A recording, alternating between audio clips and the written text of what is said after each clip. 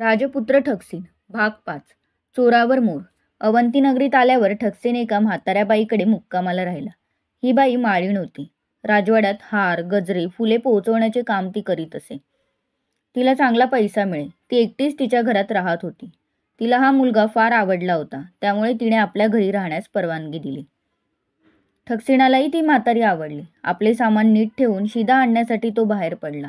गप्पा गोष्टी करताना त्याने त्या चोरांचा पत्ता विचारून घेतला होता. स्वारी आता चोरांच्या घराकडेच चालली होती. चोरांची गल्ली आली. ठकसेनाने आता ज्योतिषी ब्राह्मणासारखा वेश केला होता. कपाळाला मोठे गंध लावले होते. हातात तुळशी माळा होती. काखेत पंचांग होते. चोरांपैकी प्रत्येकाच्या घरी शिरून त्याने आपण ज्योतिषी आहोत असे सांगितले आणि आपली पोथी उघडून तो वाचत बसला. दिवस मावळला तरी ते चोर घरी आले नाहीत. त्यामुळे त्यांच्या बायकांना काळजी वाटू लागली. त्यांनी ठरवले, या ज्योतिषाला विचारून पाहू. असा विचार करून त्या चौघीजणी ठकसेनाजवळ आल्या व म्हणाल्या, ज्योतिषी महाराज, आमचे पतिराज शिकारीला गेले आहेत. ते अजून का बरं परत आले नाहीत? ठकसेनाने या चौघींकडे जरा निरखून पाहिले. नंतर कागदावर बरीच आकडेमोड केली व जरा त्रासिक चेहरा करून म्हटले, बाई, तुमचे धनी चोरी करायला बाहेर पडले आहेत असेही कुंडली सांगते. माझ्याशी खोटं बोलू नका, खरं सांगा. त्या चौघी बायका चपापल्या. लगेच ठकसेनाने त्या चोरांचे वर्णन करायला सुरुवात केली. त्यांचे रंग रूप कपडे यांचे हुबेहूब वर्णन केले. त्याबरोबर त्या चौघींचा ज्योतिषावर पूर्ण विश्वास बसला. ठकसेन म्हणाला, बायांनो, आजचा योग फारच चांगला असल्याने तुमच्या नवऱ्यांना 7 पिढ्या पुरेल एवढी संपत्ती मिळणार आहे. ते यशस्वी होऊनच घरी परत येतील. पण काय महाराज, थोडी राहूची त्यांना पीडा आहे. ती जर नसती ना तर आज तेच नगरशेठ झाले असते. महाराज, ती पीडा नाहीशी व्हायला काही उपाय नाही का? त्यातील एक जण म्हणाली. ज्योतिषी म्हणाला, आहे, पण जरा खर्चाचे काम आहे. तुम्ही सांगाल तो खर्च आम्ही करू, पण तो उपाय सांगाच. हे पहा, त्यासाठी होम हवन करावा लागेल आणि दक्षिणा म्हणून हिरे माणके ठेवायला लागतील. तरच हे राहूकेतू शांत होतील.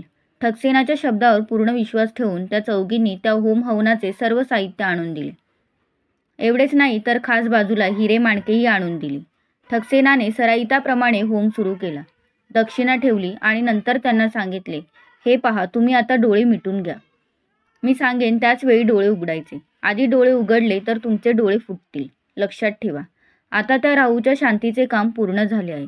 थोडे राहिले आहे ते तुम्ही करावयाचे आहे. काय करायचे आम्ही, सांगा महाराज.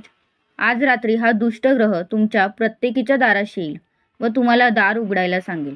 प्रथम विनवणी करेल, नंतर धमकी देईल. तुम्ही कशालाच दाद देऊ नका. कदाचित ते दार फोडून आत शिरतील. मग मात्र तुम्ही काट्या काढा व त्यांना चांगले झापून काढा. म्हणजे तो दुष्ट ग्रह परत जाईल आणि सकाळी तुमचे यजमान खूप खूप पैसा घेऊन घरी परत येतील. आशीर्वाद द्या आम्हाला, एक जण नमस्कार करीत म्हणाली. कल्याण असो, मिटा बरं डोळे, ठकसेनाने सांगितले. बायकांनी डोळे मिटताच सर्व जड जवाहीर घेऊन तेथून पळाला. तो माळणीच्या घरी येऊन स्वस्थ झोपून गेला. खूप वेळ गेला पण डोळे उघडा असे ज्योतिषी बुवा सांगेनात. बरं, उघडावेत तर डोळे फुटायचे. अखेर रात्र झाली आणि या चौघींचे पती थंडीने कुडकुडत दारापाशी आले व हाका मारू लागले. त्या हाका ऐकताच चौघीजणी सावध झाल्या. अरेच्चा, तो दुष्टग्रह आलेला दिसतोय, एक जण म्हणाली. चोरांनी विनवण्या केल्या, धमक्या दिल्या, पण बायका दार उघडीनात. अखेर त्यांनी घराचे दरवाजे फोडले. त्याबरोबर या बायका अशा चवताळल्या की त्यांनी त्या चोरांना खूप बदडून काढले. अखेर चोर पळून गेले. ज्योतिषी बुवांच्या सांगण्याप्रमाणे सर्व घडले. आता खूप पैसे घेऊन नवरे घरी येतील अशी त्यांची खात्री पटली. 4 स्त्रियांनी साजशृंगार केला, पंचारती तयार केल्या व आपापल्या नवऱ्याची वाट बघत त्या दारात उभ्या राहिल्या. आता त्यांनी घराची दारे उघडी ठेवली होती. चोरांनी लांबूनच पाहिले व ते भीत भीत घरात शिरले. बायकांनी पंचारती ओवाळण्याचे कारण काय ते मात्र त्यांना समजेना. आपल्या यजमानांनी असे उघडे नागडे का यावे हे चोरांच्या बायकांना देखील उमजेना. शेवटी बायकांनी त्यांना सारी हकीकत सांगितली. तुम्ही पैसा आणला आहे, तो कुठे ठेवला आहे सांगा, म्हणजे आम्ही तो घेऊन येतो, असे बायकांनी म्हणताच चोरांनी कपाळावर हात मारून घेतला. ज्या चोराने आपल्याला फसवले त्यानेच घरी येऊन घरातील जड जवाहीर नेले. एवढेच नाही तर आपल्याच बायकांकडून आम्हाला मार खायला लावला हे त्यांनी ओळखले. पण आता काहीच उपाय नव्हता. चोरांना आपल्या बायकांना स्वतःची फजिती सांगणे भाग पडले. ते सर्वजण ठकसेनाला शिव्यांची लाखोली वाहत होती. पण ठकसेन मात्र माळणीच्या घरी आरामात झोपला होता.